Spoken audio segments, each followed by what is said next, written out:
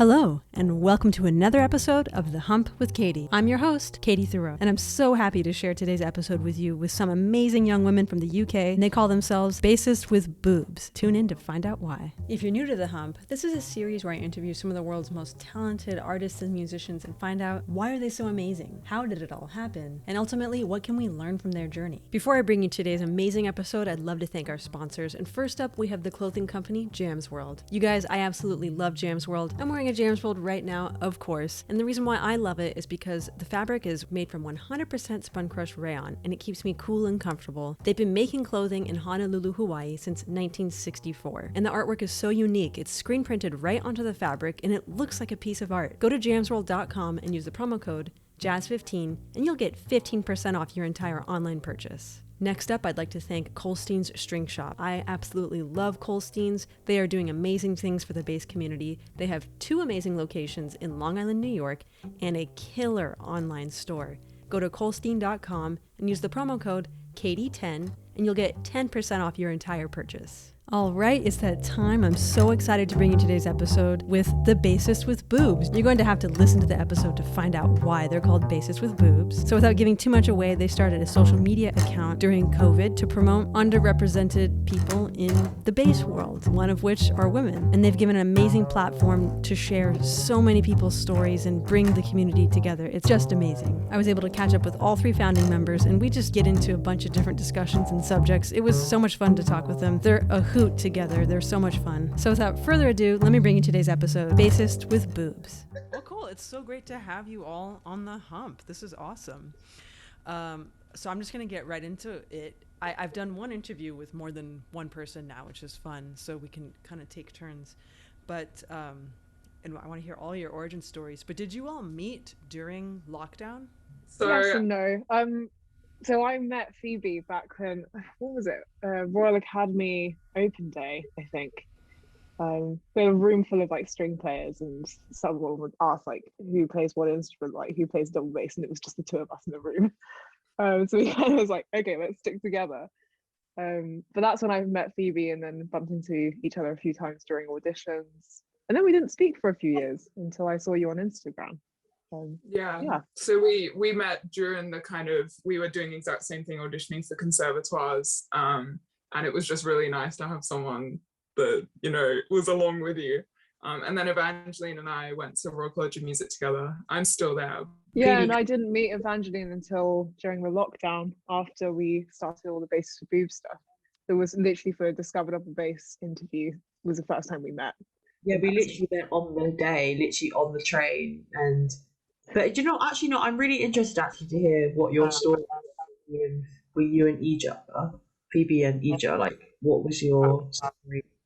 Like, so if you met at the RAM, like, why was it? Just because you 2 were based in the same room, or? I don't think there were any other bassists there, and I think I asked a question like, is there any double bass chamber music or anything, and we just kind of like locked eyes. But then we auditioned for the same places, so we got to go and see each other, and it's just so reassuring, like seeing that same face when you're doing like a terrifying thing such as auditioning for music college. We didn't chat maybe for 2 years or so, and then saw you on Instagram. But I don't know, it was easy. It's like we've still known each other for a long time. That's really cute. Like, you just like the chemistry. I have a question. So when you're auditioning, I'll say it like you are, conservatoire. Do you know, like, okay, there's only one spot, or like how many spots are available for a new person to come in? I think it varies, and there's usually quite a few in every music college. I know for Birmingham, we've had in my first year there were 5 of us in first year, but then there are other years that only have 1 or 2 students in their year group, so it varies year on year. I think I've generally heard people say that most of these conservatoires won't accept, if there's no good players, they just won't accept anyone, and if it comes to that, they'd rather not accept anyone. And then maybe if there's 6 good players, they'll give out scholarships to everyone, because it's about the quality, isn't it? So I think most of them go for quality over quantity. but if the quality is there in large quantity, they're just like, here, we'll take 10 of you. But it definitely helps having more, because we get a lot of, we call them projects at college. We get lots of orchestral placements, and you need 8 double basses for a symphony orchestra, and sometimes we don't have enough basses. So yeah, it's interesting.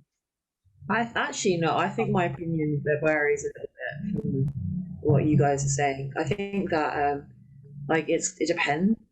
Like Phoebe, actually, like everyone said, it depends, but also actually sometimes they just want to be any good players that come in. So then they have to make a number. Like they do have to put some numbers into some conservatoires. But generally, I think actually on the topic of conservatoires, it's quite easy to get into a conservatoire because there's so many.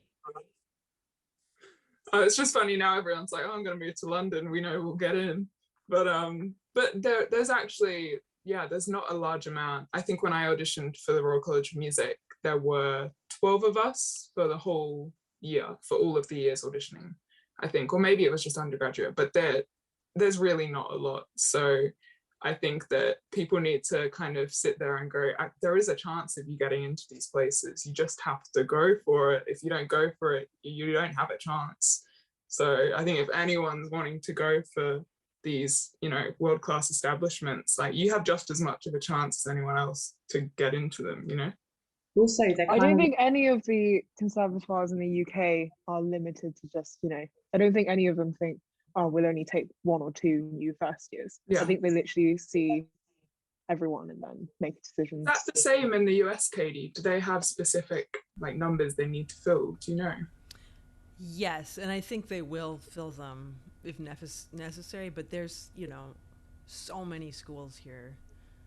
And that was my next question, is how confident do you feel?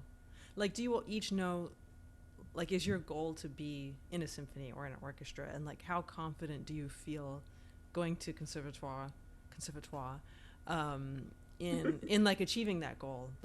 Is there a lot of support from the school, or are you guys thinking about taking auditions already? Evangeline, you're closest to it, so how about your answer? What, my closest about leaving? So I actually haven't taken any big auditions, but only because when I was planning to take my first big audition, the pandemic happened, and then there was no more auditions coming up in the UK. But in terms of going for not just jobs and stuff, I think it's still quite, I don't know, I think it's just quite different from, say, the US, because I hear a lot of stories in the US where it's just the environment is just a lot more competitive in the type of way that they run things, whereas here it's a lot more, I feel because, I was saying, there's just so many conservatoires, so it really just depends on which conservatoire you go to and who's really teaching there, kind of thing. But sorry, what was the question? What was going with that? No, my question is are your goals to be in an orchestra or a symphony? Oh, right, I see.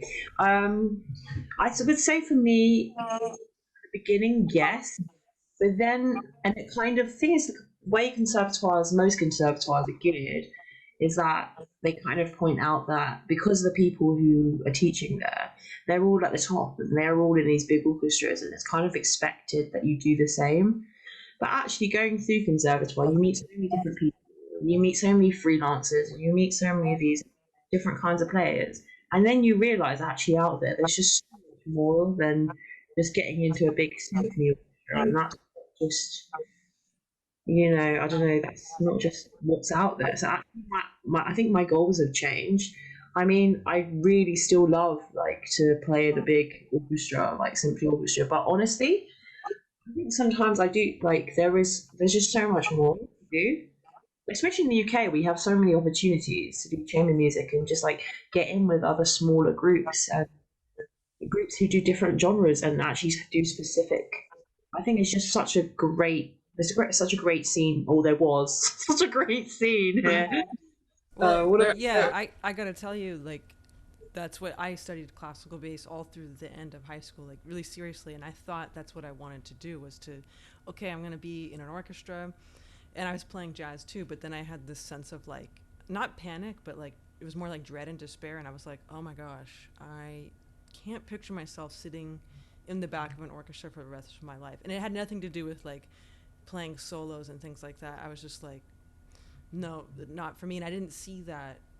I didn't see that other opportunity of like, oh, you don't, if you're going to play, you know, classical, you don't just have to be in an orchestra. So I didn't see that in front of me. So that's really cool that those opportunities exist out there and are supported. How did you push yourself to be a jazz bassist instead of pursuing like the traditional way, you know? Like what made you do the jump and just be like, I'm just gonna... Yeah, it was funny. I did both at the same time, and I didn't really like have a jazz like study. I had one jazz bass teacher, like kind of, but I don't know. I liked it because it was more self-study. It was like, oh, I'm going to listen to these records, write everything down, and it was kind of like this thing. My teacher hated it too. My classical bass teacher was actually like really sour on it. It was like, you'll never make it as a jazz musician. It's really terrible. It's tough. And I'm not sure if that pushed me even more, but it was just like the fact that I could just play with people. And like we all know, if you just know a little bit of information, you can just play so many different things. So I think that's what kind of really pushed me, was the spontaneity of it at such a high level too. I would say, because I've been told at various stages, just like, so jazz and classical is so completely different, and you know, you should master one before you go on to the next one. And my sister's a jazz bassist, so we've got, you know, classical and jazz, and we never really crossed over. But I know for a fact that if I could hit properly, it would help so much with so much of my classical playing, where you're asked to put down the bow and hit. And it seems so simple, but to be taught that, we're not taught that at Royal College. It's classical, and you can't study jazz bass with anyone. Well, vice versa too. I think it's such a lost. You're really losing out if you only focus on jazz and only, you know, pits with your fingers. I mean, that's a whole other sound palette that you're missing out of. A whole nother. To me, it's the same exact thing. I mean, I'm not a bow like expert, but I mean, I studied it and I love playing with the bow. But it's like, oh, weight, speed, bow placement, and it's like that's exactly what it is with my hand. It's just I'm not using a bow, so it's the same exact concepts, and it's just you know, we do ourselves a disservice if we're like, oh, I'm not going to play with the bow, you know. I mean, a lot of people, like, when you first play with it, you sound like, you know, a cat in an alley screaming. Not you all, but like, you know, a lot of jazz musicians. No, I definitely did. Yeah. The thing is, you hear a good like bowed jazz solo, and it's just incredible because it almost comes out of nowhere, and you're like, damn, that person knows how to bow properly. And it is almost a shock because not many people do it. Yeah. From my experience of listening to jazz, but I don't know, I think it's a wonderful thing if people can do it. Yeah, being versatile. So now I'd like to hear some origin stories before we get, you know, down into the depths of the origin of Bassists with Boobs. So who wants to go first? Like I want to know like why you chose the bass. I want to hear these. I actually haven't heard these. This is a good idea. You must have. Do you want to go first, Yijia? Yeah, sure. Okay, so I played the violin first. I think I picked up the violin when I was around 7, and so I had some sort of like musical knowledge before I picked up the bass, but I didn't actually start playing the bass until I was something like 15 or 16, and that was just because they offered a few free lessons at school in like group lessons. It didn't really work as well as it didn't work as well for me.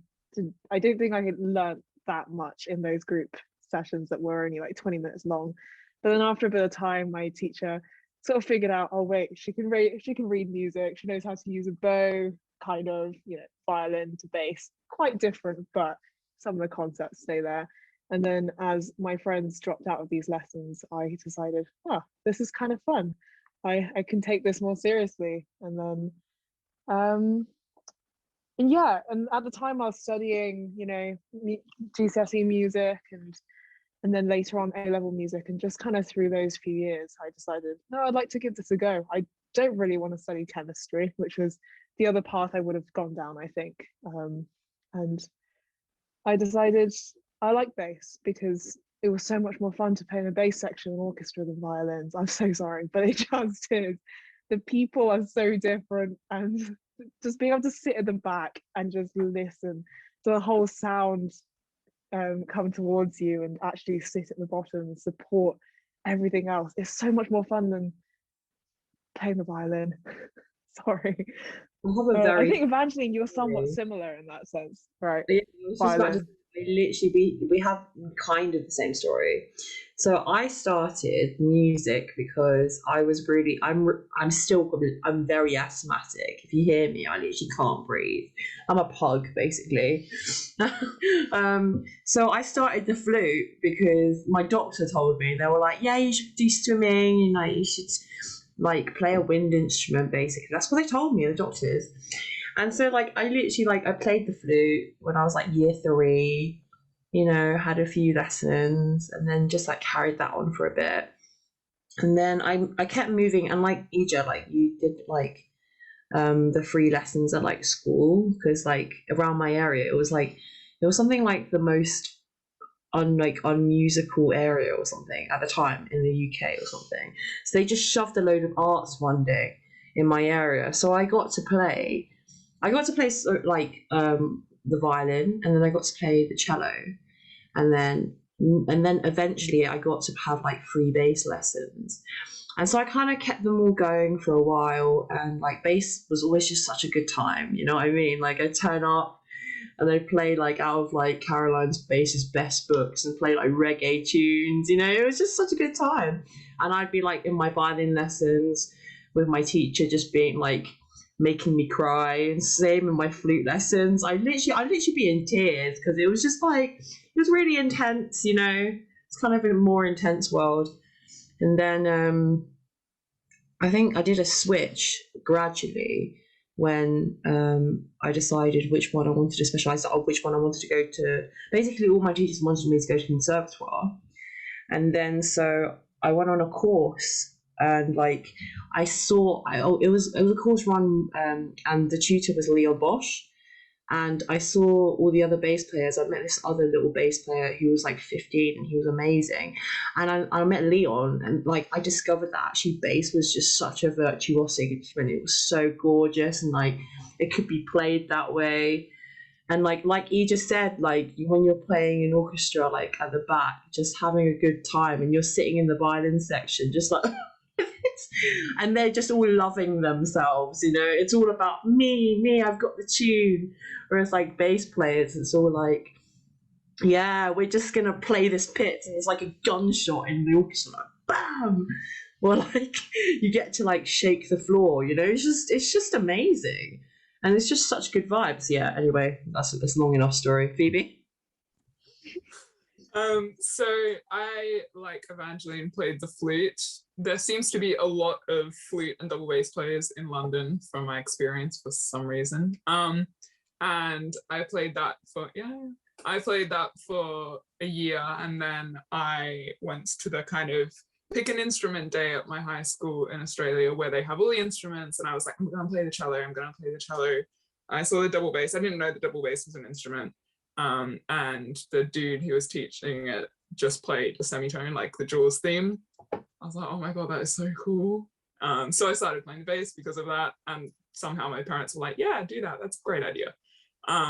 And yeah, I really didn't like bass when I started it. I was this hurts my fingers, this hurts my body, it's not the flute, I can't read bass clef, I can't read music. And it was that kind of just group lessons, like Yijia was saying. I was with 2 other people who played violin, so they kind of came to it really easily. I'm what is a bow?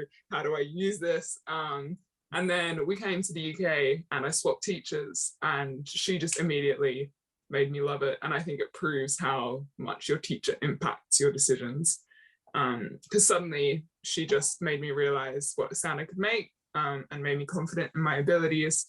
And I would say when I was about 15, I decided that maybe I might want to do this seriously. I played a concert of Mahler 2 with one of my youth orchestras, which is pretty hefty repertoire for a little 15-year-old who can't play bass. And it was just the best feeling being in a full symphony orchestra and with a full choir. You know, I think there were 150 people in the orchestra. It was massive. And I was like, this is what I want to do. And, you know, I want to play in symphony orchestras. At the moment, as it stands, that's what I want to do. So yeah, that's how I started. That's really interesting. You said that it was Mahler 2 that made you want to take up the bass in the end. Because my turning point was when I finally made the switch in youth orchestra to double bass. Mind you, it wasn't easy. Some people did put up a fight with me, but I was like, nope, it's going to be bass for me. It was Shostakovich's Fifth Symphony that we played in youth orchestra, and that just changed everything for me. Like, just, oh my gosh, what a symphony. And also, it was just so much fun. And I was watching the violins, like, I feel so sorry for them because this bass line is just awesome. That second movement opening and stuff. I remember we had like a little bass versus cello bowing moment in the rehearsal. And of course the bassist won, all down bows, definitely. And I was like, the violins could never have this kind of like fun with it. But I don't know, Evangeline, what was the turning point for you, like playing bass in orchestra? I think just from the beginning, like I was saying, like I remember my first ever concert on bass was Mozart 41. Oh my gosh. It was so funny because I was playing the violin like across the orchestra. This was like a junior department Saturday, junior department Trinity. Like I was playing the violin opposite, like, and the bassist just looked like they're just having such a good time. Like we were just, you know, they were just having a laugh. The violin's just like it's like and then so like during that, because I asked my bass teacher, was like, why don't you just switch to bass? Like, you know, you need to be in orchestra. And so I was like, yeah, I'll do it. So literally I sat one rehearsal sitting in the violin section, which is like, that's never done before. Do you know what I mean? No one does that. Sit in the violin section, and then I went to the bass section like the next week. I just had the time of my life. I couldn't play it, but honestly, we were just having so much fun. Like it was the vibe, just bass players, you know, just having a good old laugh, just being like, we can't play this, but we love rumbling. I gotta tell you, that's the same for, I think, jazz bass players. Really? We're always having a good time, and you know, we're laying it down, and while everyone else is kind of freaking out. Yeah. So you all brought up two really cool points.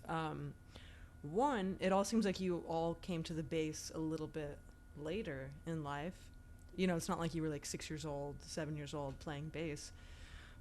Which is really cool, and you had previous musical experience. And I'm always telling people and students, it's like, music is music no matter which instrument you play. You just have to transfer that knowledge. You know, we could all learn how to play trumpet. That same information is going to come out. We just have to learn that technique. So I think it's pretty cool for people to know. It's like, if you're not enjoying the instrument you're playing, it's okay to make a switch, right? You know, even if it's just for fun. It's like, if you're playing trombone and it's like, that's not your voice, go pick what is your voice. And it's not, we all have those growing pains, right? But it's like the music doesn't change. So that's pretty cool. Well, and the other thing you guys all pointed out was like, yeah, it's fun to play the bass and to be in the section and to be with other bass players. Like, even though it's like, it's not so common for jazz bass players to play together all the time. There are instances like when we play duo, and with John Clayton, we've actually done up to 9 basses concerts, but it's like we're always hanging. Like, we always have a good time. You see each other like on the scene or something, and kind of like you were saying, Evangeline, it's like, I don't want, maybe horn players listen to this podcast, but it's kind of like, it's about them, you know, the horn players, the violinists, but we take care of everybody. So I think we kind of already have that chill aspect built in. I don't know how it is in the UK, but like, was it rare to have women bass players, or was it just kind of like, yeah, this is what it is? Phoebe? So my experience and we've talked about this before, but my experience in youth orchestra was I had tons of other female bass players around me. In youth orchestra at the schools that were around me, it was just very common. I live in quite a privileged area, and it's very much, here's an instrument, go do your thing. So I never grew up thinking in my youth orchestras that this was rare, but every single time I went to like a concert hall and so a professional orchestra, there were never any women, or there was one or two, and it was always that kind of like, wow, oh my god, look, or you're looking on the program before they come on stage and you're trying to find the names which might be of a female player. And I just think that is so bizarre because there are so many instruments which you would never do that. Of course, maybe 60 years ago, it was the case with all instruments. But even now, we still scroll through Instagram or we go to a concert and it's very male-based. I know the girls have had similar and different experiences, but I would say that I always assumed if I was going to a concert or to at this stage, kind of a professional orchestra, that it will be predominantly male, yeah.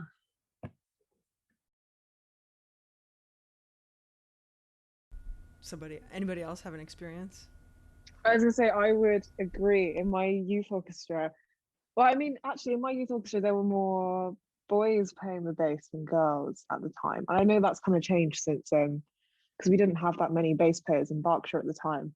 But then now I think it's slightly different. I think it's quite a bit more balanced, maybe even more girls and boys now. I feel like I'm not entirely sure. Don't quote me on that, but yeah, I always found it kind of fun being in this bass section with the boys though, and kind of not like I am a little bit competitive. I was definitely far more competitive when I was 16 17 than I am now around the other bass players, but I used to always be like, so and so can do it, I can do it. I never really thought, oh, he's a boy, so he's gonna do it better or whatever. They were all just equal competition to me at the time. But certainly with professional orchestras, it is always a surprise when you see more than two women playing bass in the orchestra. And I wish it wasn't a surprise. That's kind of it, really. You don't want to be of shocked course by we that. are generalizing as well. Like obviously we can only base it on our experiences. We've only seen so many orchestras in our time. But I think it's certainly what we've experienced in London so far up to this point. I think for me, actually, it's always been a prejudice, like in my mind. Like, for example, when I first started playing bass, the comment was always like, "Oh, you're like a female tiny bass player. That's weird." And that was like the first, like, I'd always everyone would just be like surprised. They'd be just like, "You play bass? That's kind of weird. Like, you don't look like one." And I'd be like, why? Why don't I look like a bass player? Because also, like, my first teacher, she was female. Like, I was quite lucky in that respect. But then again, also, then I thought, well, it was like, now that I think about it, like, the female players that were in my role models, or that I saw when I was growing up, it wasn't like they weren't there. It was kind of just like they weren't, when other people would talk about them, or like the general view was just either they weren't the professionals. Does that kind of ring like with you guys? Because now, surely that's the same with you, Katie, as well, with jazz bassists.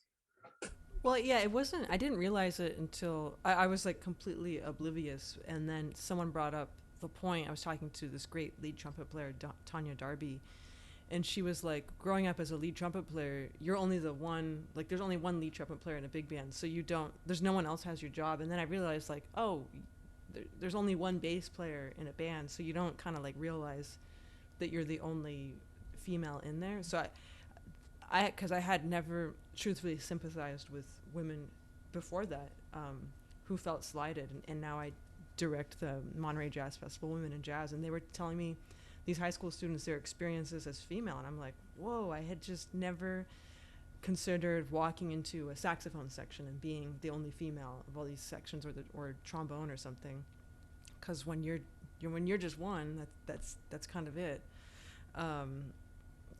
So I've learned to be more understanding for sure. But it was when I grew up, it was just, you just did it. I didn't even think about it, and it didn't cross my mind. And even when I was in orchestra, like, there were tons of girls playing bass. But this is also another thing that people ask me, and I don't have the answer. Like you're saying, you guys, there's people in your youth orchestras or in your colleges, but then you don't see them on stage. And people always ask, well, why do you think there's the drop-off from either high school into college or college into the professional world? And I don't really have the answer. I don't know why. Yeah.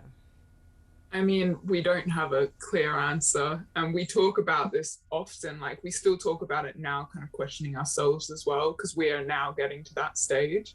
I think that's a really complex question to ask. I think one thing that we were talking about recently, we had a rehearsal at the Cheltenham Music Festival with us and then up in Lucia, and we realized kind of halfway through that we had been saying sorry every single time that we made a mistake.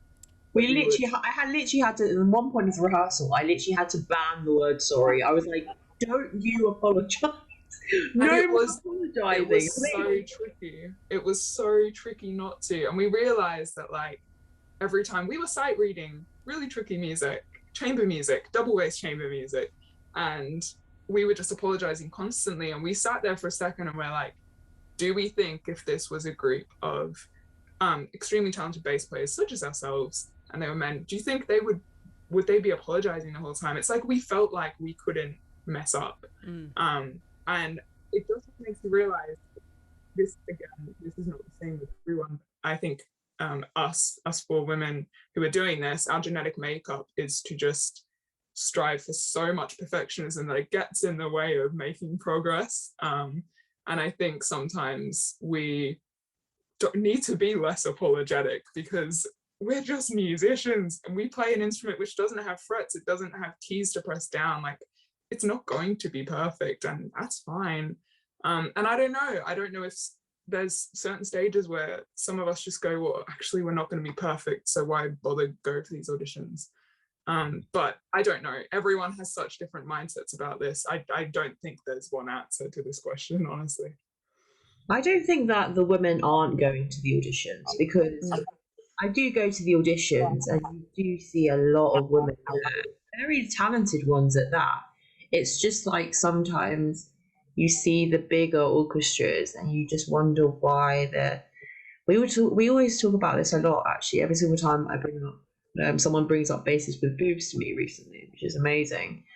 And they always say, like, the women are always like, even if they are in these big symphony orchestras, they're always at the back, or like they're the extras, but they're never actually sometimes in the section. I'm not saying this is a case for every single orchestra, every single major orchestra as well. It's just, that's quite a common thing.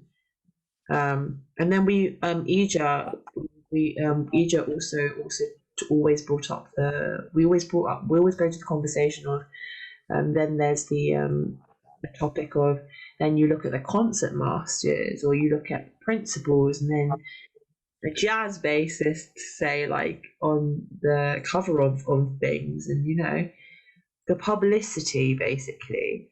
It's just like, what do you see? In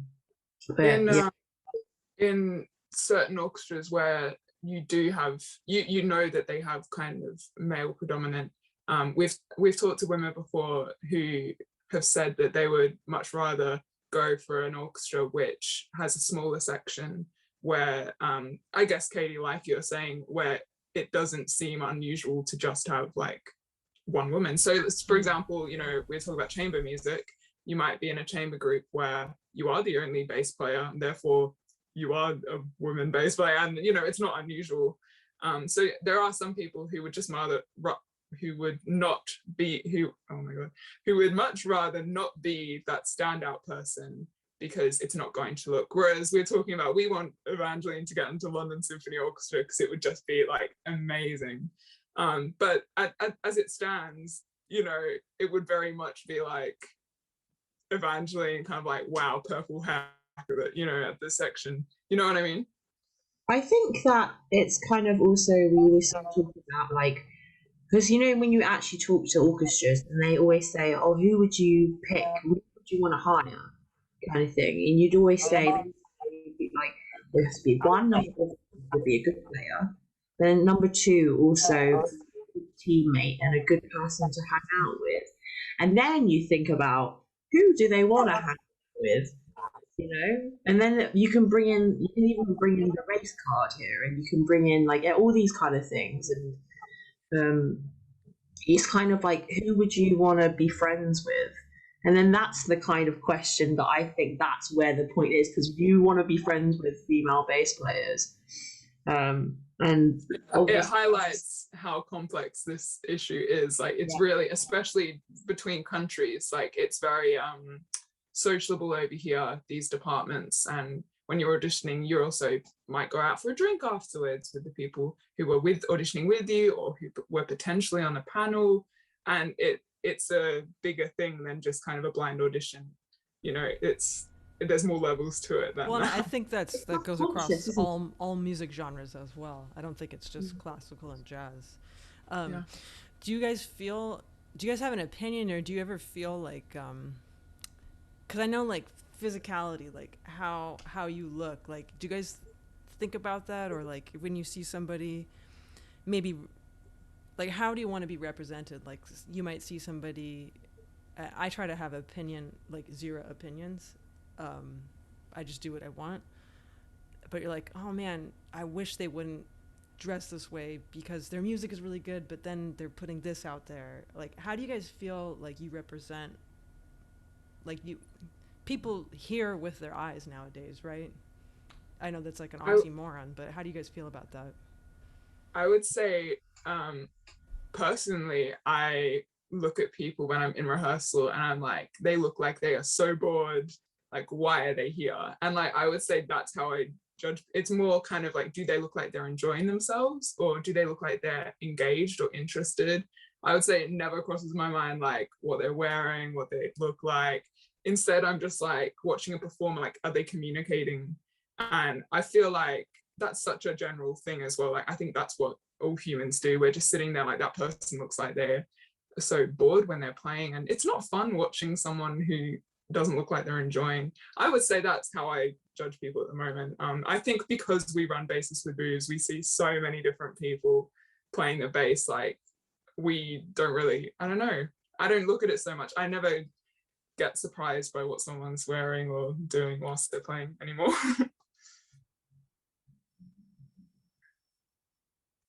Yijia, did you want to answer? I was going to say, it doesn't really bother me what someone's wearing, or you know, how they dress themselves, what color their hair is, all that stuff, as long as, you know, it looks comfortable enough to play the bass in. You know, I personally, I cannot play the bass in like stiletto heels. I don't feel comfortable playing in a tight skirt or something. It just doesn't feel right to me, and kind of restricts me in a lot of like outfits that I rule out for bass playing.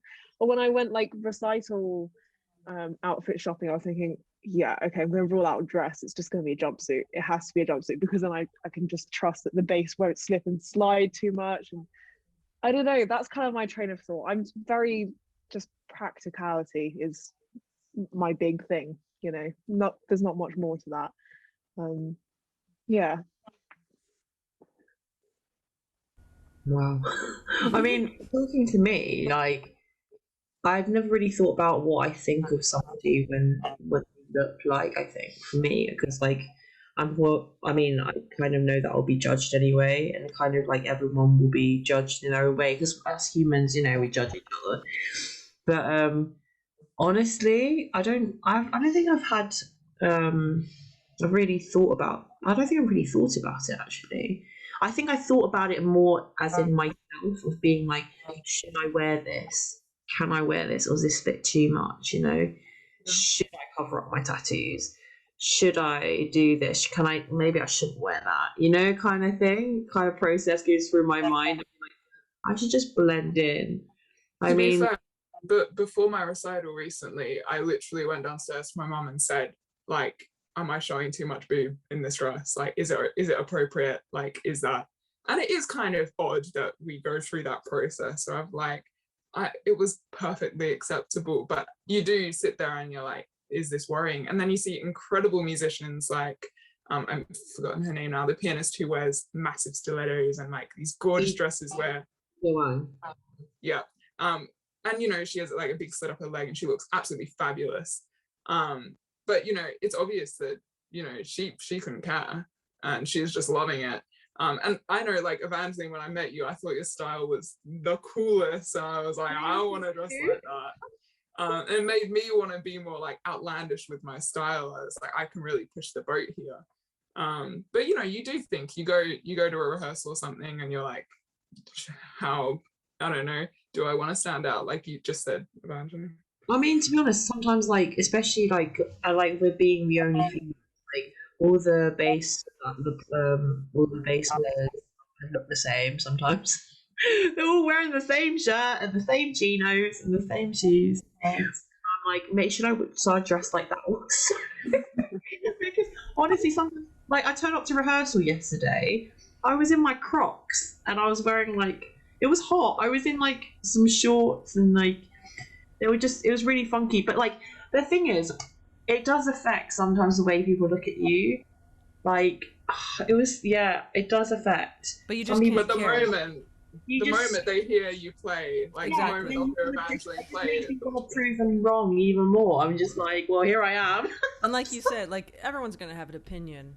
So it doesn't, as long as you're cool and you're confident, and like you just said, it's like, well, can I play the bass in this, you know?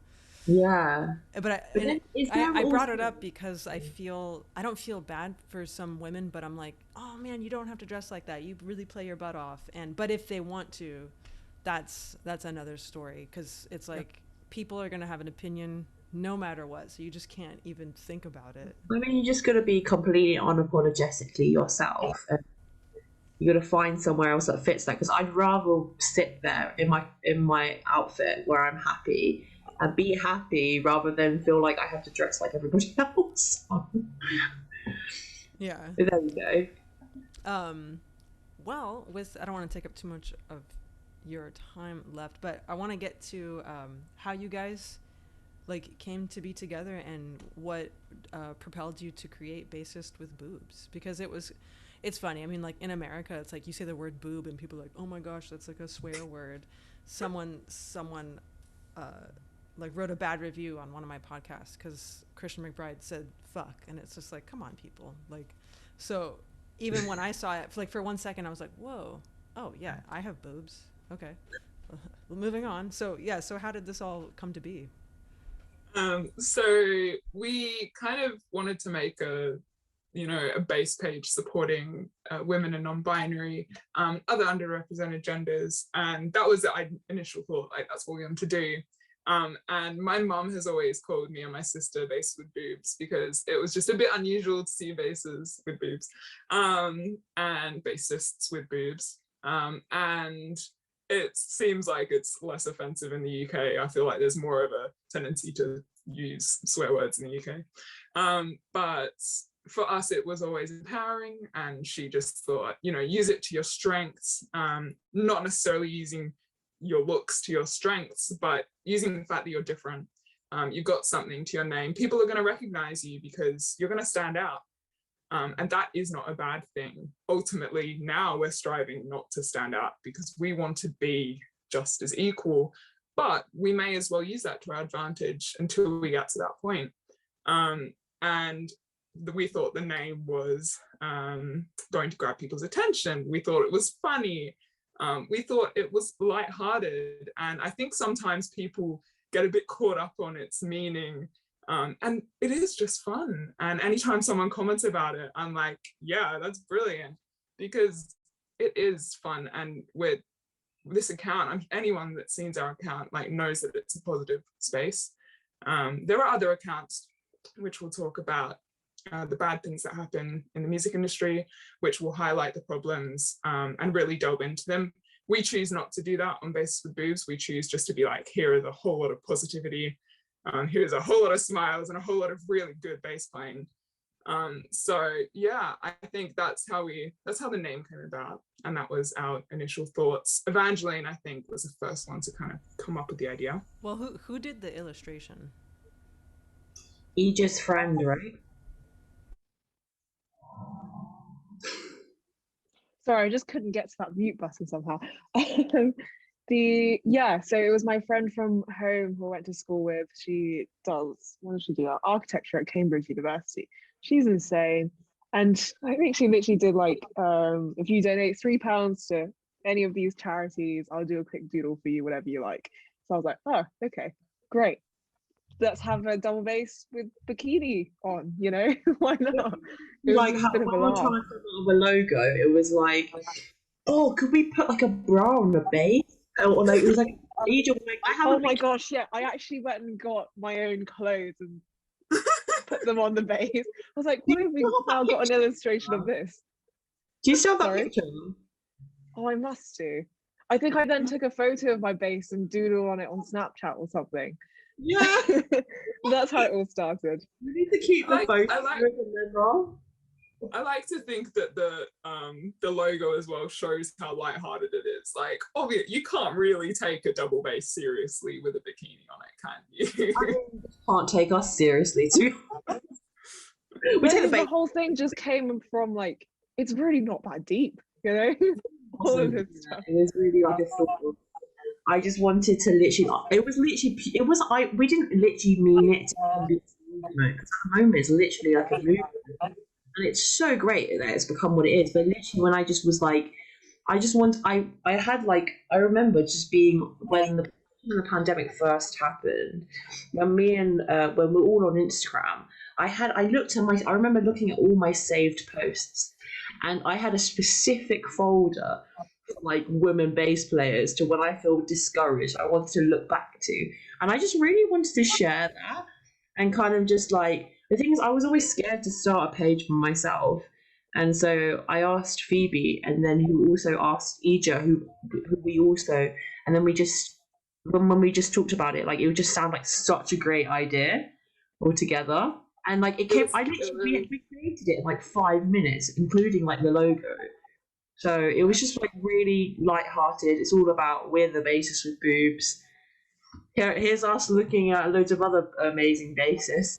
Kind of thing, but I just throw in that we are not a set girl band. Yeah, 100% not. We're just, you know, I don't know how that's happened and how we're now playing together in a gig, but I think this is the thing. Like, we call ourselves the Bass with Boobs, and we don't need anyone else to call themselves that. That is, you know, you can call yourself or whatever you want to call. You know, this is just what we call ourselves because we find it quite fun.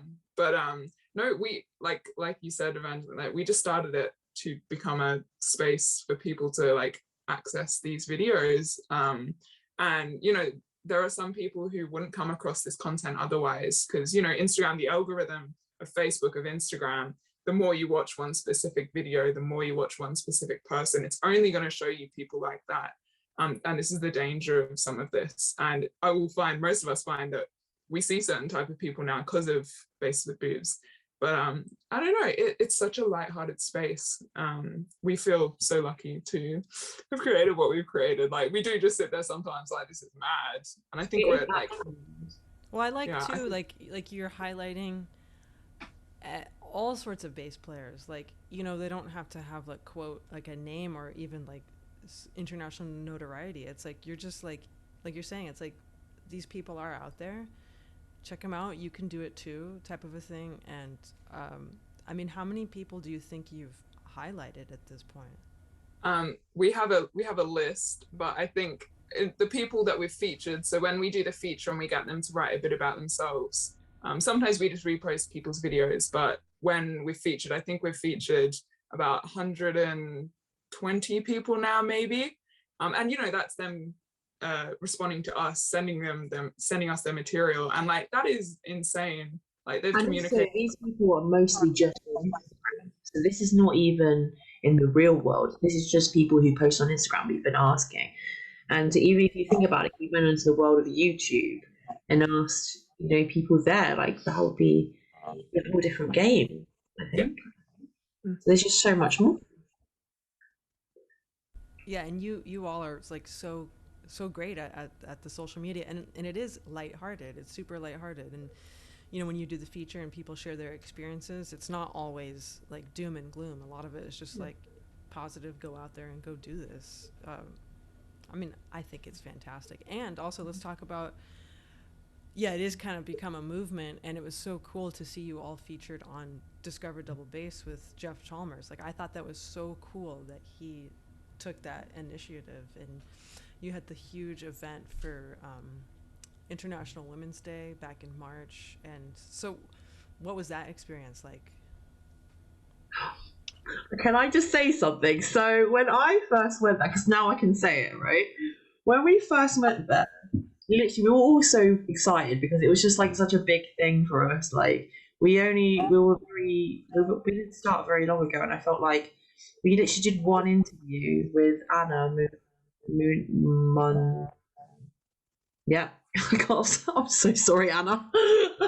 And also, like, we did that one interview, and then literally after that we got an email, or no, was it a message from Jeff, and asking us to do that. And then after, when we went to the interview, I literally was fangirling. The girls were there. Literally, I was there. We arrived at the set, and I literally was like, "Is that Nina Harris? Is that Nina Harris?" And I was like, "I love you, Nina." I was fangirling so hard, and I didn't mean to fangirl. Sorry, Nina. But we were so excited because we turned up, you know, just being like, yeah, we're doing this. And they were filming this other interview with Nina and the videos. And I was a bit earlier than the girls, and I got to sit at the back and just like watch her record these music clips basically. And she was playing her own compositions, and we're just sitting there like, wow, like this is incredible. I think it set the tone for the day, because we were just like, we felt welcomed, we felt safe, we felt like that was an incredible bassist, but also like we are going to rehearse for the first time ever, and we're about to record it. It was a bit, you know, like it was just insane. Also, to me, anyway, because I was just like, we're literally doing an interview after Nina Harris. Like, I love her so. It was such an incredible time.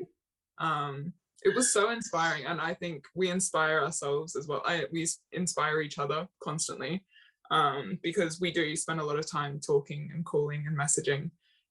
But that experience for Jeff to just message us and give us that space, you know, he kind of stepped back and just let us run the road with it, and I thought it was just really generous of him. They were so lovely. He's an awesome director, because he doesn't direct and he just lets you do your thing. It was like, I remember when I did mine, I was like, is this cool? I'll just keep going. Yeah. And so also it makes it really relaxing.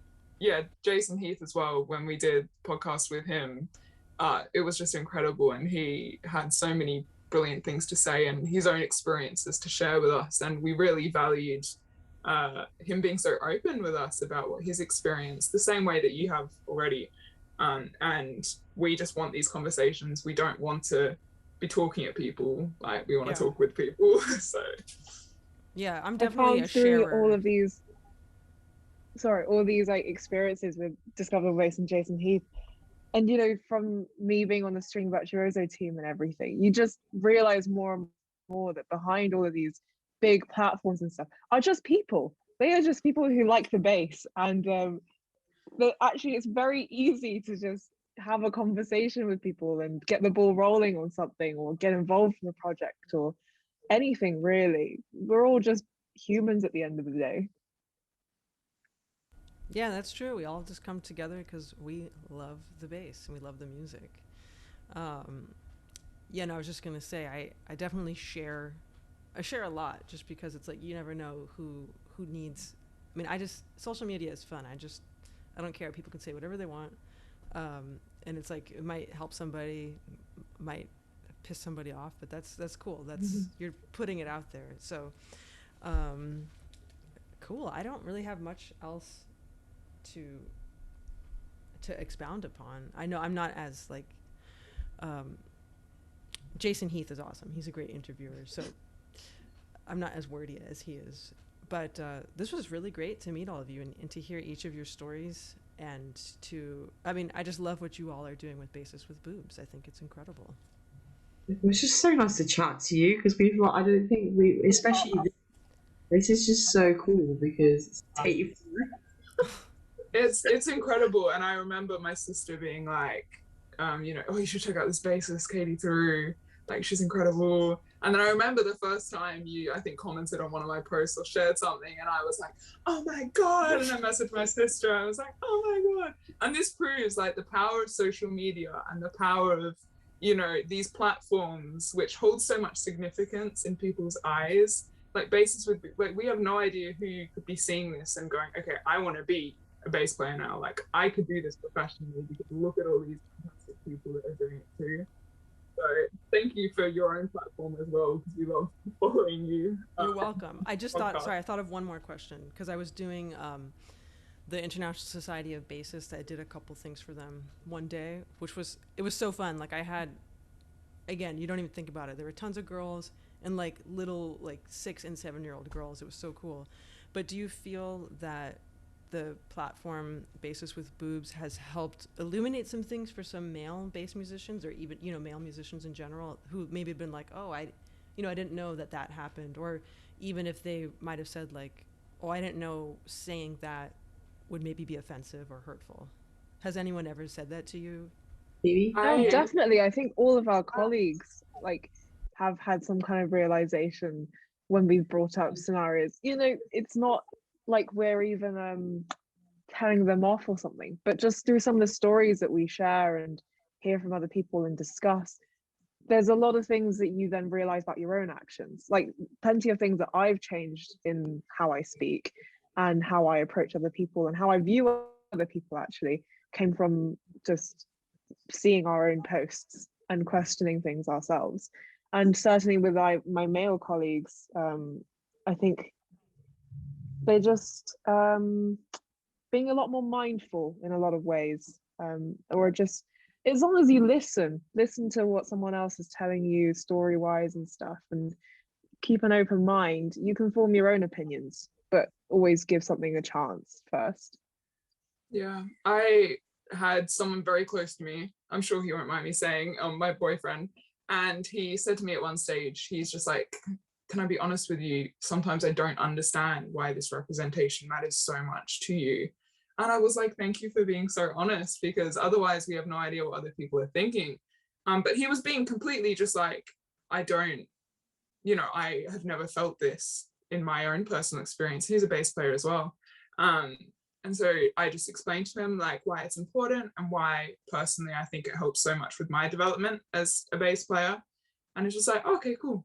And it's as simple as that. It's just explaining to someone. And I think something which is really good to note is that occasionally we might get someone comment on one of our posts, just like just a question asking about someone's career or about something to do with Bass with Boobs. And sometimes immediately we get other women or other bass players immediately attacking them, being like, how dare you say such a thing, blah, blah, blah, blah. And you need to understand, we can't change things unless we talk to people in a constructive, polite way that just, it explains things. You can't expect someone to ask a question if they know they're going to get rejected instantly. This cancel culture that is around at the moment, we have to respond to questions nicely and know that this person is asking a genuine question because they are interested, not because they hate you.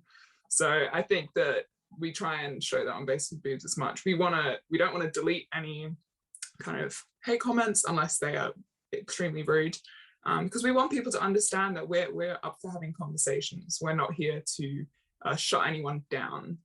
So yeah, I always say equally that when we have a conversation, I mean, maybe I'm just speaking for myself personally, but if someone is having a conversation with me and they are completely shutting themselves from hearing anything I have to say, like, you ask a question, you're going to hear an answer. If someone is literally shutting their ears off to the conversation, that's not worth my time in the first place. Like, if you're not keeping an open mind, don't bother.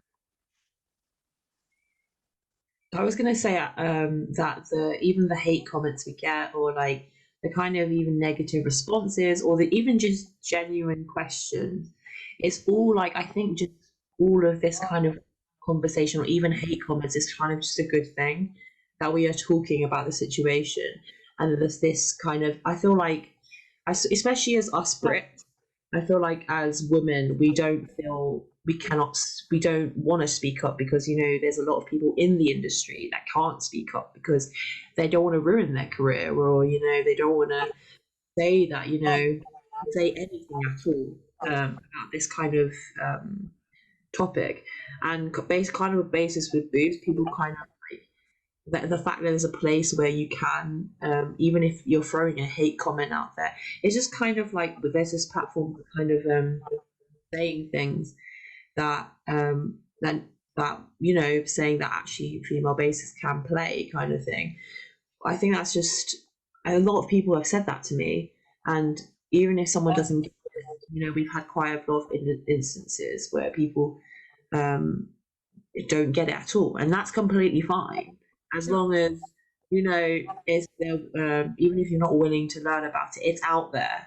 This Also, kind of a highlight, we barely get, I think we probably had 4 or 5 comments in our whole existence of people quote unquote hating on us. Like, we really have had such an overwhelmingly positive response, and it proves that the double bass community is completely for this. It's just they don't necessarily know how to go forward. So it's really important to highlight that, like, we really don't receive much of this. It's just, obviously it sticks in your mind when it does happen, but everyone is so supportive. Like, we feel, I don't know, I guess we didn't go into it thinking, are we gonna get this, are we gonna receive this? But now we're just like, yeah, everyone is so lovely. It's that we're double bass players, aren't we? Exactly.